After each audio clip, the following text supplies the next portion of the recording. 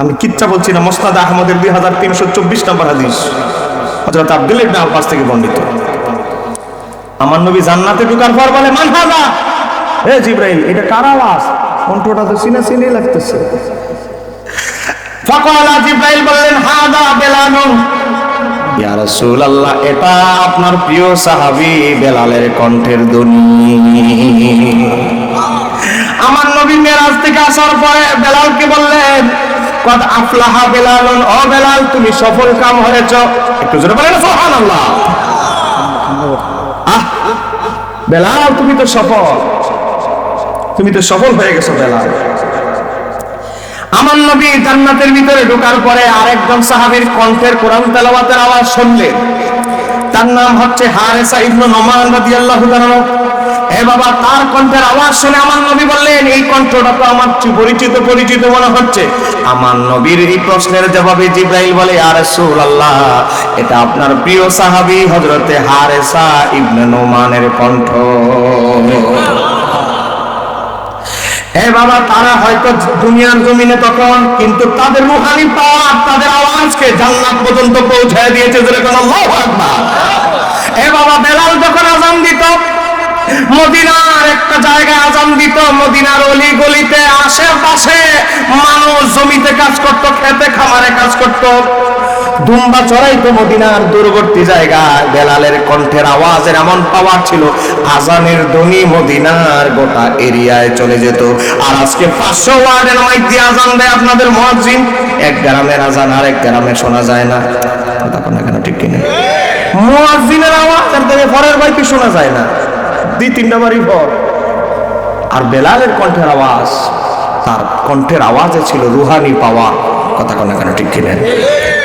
এজন্য আমার নবী বেলালকে একবার, আমার নবী মাঝে মাঝে কৌতুক করতেন, সত্য কৌতুক। আমার নবী বেলালকে একবার বলে, বেলাল, তুমি কি এত সন্তুষ্ট নও? তুমি আমি নবীর আগে জান্নাতে ঢুকে যাবে। একটু জোরে বলেন না সুবহানাল্লাহ। বেলাল একেবারে কাইন্দে দিস, ইয়া রাসূলুল্লাহ, আমি মনে কোনো ভুল করছি না, বলে এই কথা কেন বললেন? ও নবী গো, আপনার আগে কোন নবী রাসূল জান্নাতে দিতে পারবে না। ইয়া রাসূলুল্লাহ, আপনার আগে আবার আমি কেমনে জান্নাতে ঢুকে যাব? নিশ্চয় আমি কোনো ভুল ভ্রান্তি করেছি, এই কারণে এই কথা বলছে। আমার নবী মুচকে হাসি দিয়ে বেলালের কান্না দেখে আমার নবী বলে, বেলাল, আমি নবী যেই উটের উপরে আরোহণ করে জান্নাতে যাব, সেই উটের রশি তুমি ধরে রাখবা খাদেম হিসাবে। আমার উটের রশি ধরে তুমি আমার উটের সাথে আমি নবীর আগে তুমি কদম বাড়ায়া জান্নাতে ঢুকে যাবে। বুঝো না? তুমি আমার খাদেম থেকে আমার উটের রশিটা ধরে খেদমতের তালে তালে আমার পা জান্নাতে ঢুকার আগে তুমি বাদিয়া লইবা। এটাই বুঝাইছি আর কি। একটু জোরে কর না সুবহানাল্লাহ। আপনাকে রাগ করতেছে? 5 মিনিট চাচা আছে, মানুষ আশিকটি ওই কিছু বাচ্চা কাচ্চা ফোলা পায়। বসো ওই 2 বাচ্চা হয়ে পড়ছে, বুঝতে জানি। বাবা, গভীর মনোযোগ। আমার নবী জান্নাতে ঢুকলেন। জান্নাতে ঢোকার পরে আমার নবী জান্নাতে গিয়ে, জান্নাত ভিজিট করার পর পৃথিবীতে যখন আসলেন, আমার নবী বললেন, আমি জান্নাতে ঢুকেছি। জান্নাতে গিয়ে আমি নবী একটা জিনিস অনুধাবন করেছি, জান্নাতের ভিতরে অধিকাংশ জান্নাতি হলো আমার উম্মতের অতি দরিদ্র গরিব মিসকিনরা জান্নাত দখল করে আছে। জোরে কন্যা সুবহানাল্লাহ। আজকে কিসের টাকার নিয়ে বড়াই? সহিহ মুসলিম শরীফের হাদিস। আমার নবী বলে, আমি জান্নাতে ঢুকলাম, জান্নাতের ভিতরে ঢুকে গিয়ে দেখি জান্নাতের ভিতরে অধিকাংশ জান্নাতের যাত্রী হলো গরিব মিসকিন অসহায় ফকির ফুকারা। একটু জোরে বলেন না সুবহানাল্লাহ। কিসের টাকার বড়াই করো মিয়া? তুমি পয়সা ও শিল্পপতি হওয়ার প্রতিযোগিতায় আছো। বাবা, গভীর মনোযোগ। আমার নবী জান্নাতের ভিতরে ঢুকে গেলেন। জান্নাতে অনেক নাজ নেয়ামত দেখলেন। জাহান্নামের ভিতরে ঢুকলেন।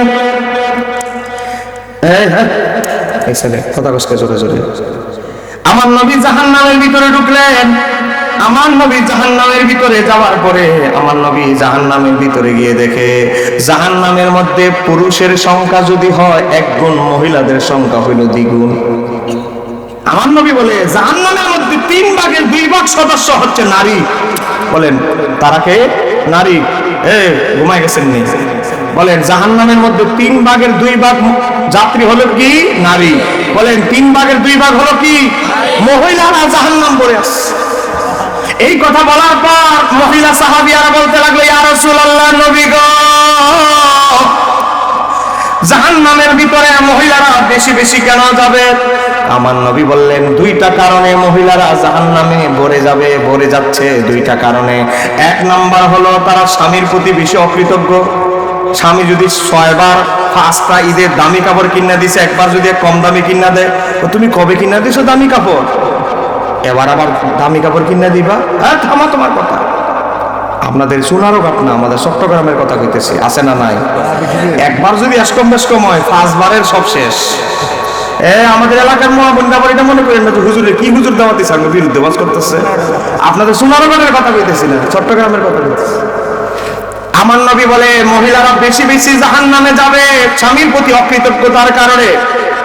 দুইটা কারণে বেশি জাহান্নামে যাবে, এটা হলো 1 নম্বর কারণ। আজকে দেখবেন স্বামীর প্রতি খুশি না। আমরা ছোটকালে দেখতাম, আমার চাচা আছে এখানে, অনেক মুরব্বীরা আছে, শ্বশুর কাপড় কিনে দিয়েছে, পুত্রবধূ বলে আমার শ্বশুরের পছন্দই আমার পছন্দ। কথা কোন কেন ঠিক কিনা? শ্বশুরের জমানা শেষ, এবার জামাই পছন্দ করে কিনে দিছে, জামাই পছন্দই আমার পছন্দ। এখন ডিজিটাল যুগের মহিলারা, তুমি কাপড় চিনো, তুমি কাপড়ের মার্কেটটা কোন, এটাই তো বুঝতে পারতাম না। টেয়া দিলে দাও, না দিলে নাই, আমার কাপড় আমি কিনে নেবো, টেয়া আমি কাছে ঢুকে যাবো প্রত্যেকটা। কথা কোন আছে না নাই? আজকে কাপড়ের মার্কেটে সামনে আইতাছে ঈদুল ফিতর, বুঝেন না? সাবান, এরপরে তো রমজান, রমজানের বিরুদ্ধে ঈদ। বাবা, কাপড়ের মার্কেটে, আরে রমজানের 20 তারিখের পর থেকে কাপড়ের মার্কেটে আর পুরুষের কোনো জায়গা নাই। গেলে ওসা ওসা জোতার নিচে হইরে একেবারে ফালিশ। কথা কথা কেন ঠিক কি দেয়? আপনাদের সোনারগাঁতের মার্কেটের কথা কইতেছি না, চট্টগ্রামের কথা কথা কেন ঠিক কি দেয়? কাপড়ের মার্কেট দখল করে নিয়েছে ওনারও। বাবা, গভীর মনোযোগ। যেই কথা বলতেছিলাম, আমার বন্ধুদেরকে বলবো স্বামীর অনুগত্য করেন। আমার নবী বলেছে, আমি যদি কোন ব্যক্তিকে, এক ব্যক্তি আরেক ব্যক্তিকে সেজদা দেওয়ার হুকুম দিতাম, স্ত্রীদেরকে বলতাম তারা যেন স্বামীর পায়ে সেজদা করে, স্বামীরে ভালোবাসেন। আমার নবী জাহান্নামের ভিতরে যখন গেলেন, দেখতেছে একটা পাখি। বলেন, একটা কি? জাহান্নামের ভিতরে গিয়ে আমার নবী দেখে পাখি। একটা পাখি দেখলেন, এক প্রকার পাখি, তারা কাদের উপরে বসা, কাদের মধ্যে বসা, কাদের উপরে বসা।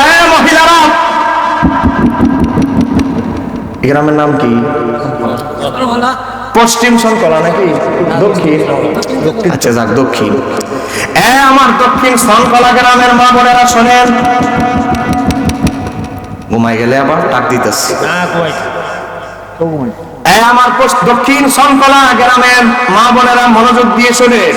আমার নবী মেরাজের রাতে যখন গেলেন, যেহেতু মেরাজের মাস, নবী যখন গেলেন, গিয়ে দেখে এক প্রকার পাখি এখানে ডানায় বসে কিছু সংখ্যক মহিলাদের মাথার মগজগুলো ঠোকরায় ঠোকরায় খাচ্ছে, আর মহিলাগুলো জোরে জোরে, ভীষণ জোরে জোরে আওয়াজ করতেছে, চিৎকার দিতেছে।